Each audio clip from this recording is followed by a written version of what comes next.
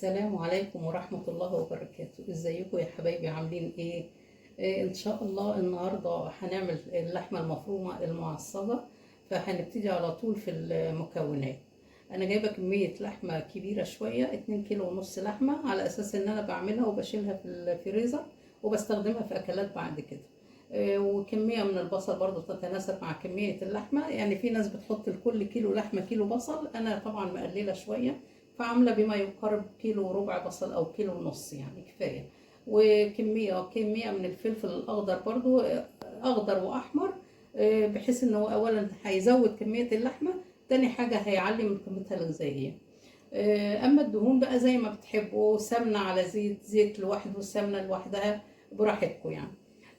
ومعايا بقى التوابل اللي بتحبيها. يعني انا حاطه هنا معلقه بابريكا، معلقه كزبره، مع نص معلقه زنجبيل بودره، معلقه فلفل اسود، وكميه الملح بما يتناسب مع اللحمه. هنبتدي بقى دلوقتي وهنعمل اللحمه. هنحط الاول الزيت او الدهون يعني، وهنحط البصل الاول يتشوح مع اللحمه. وتعالوا بقى معايا على البوتاجاز.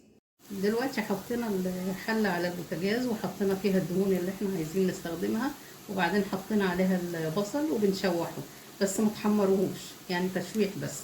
وهنحط اللحمه على البصل ونشوحها وهنرجع لكم تاني. دلوقتي يا جماعه، بعد ما اللحمه دخلت 3/4 تسويه كده يعني، مش تسويه كامله، حطينا الفلفل الاخضر. ودلوقتي هنحط التوابل.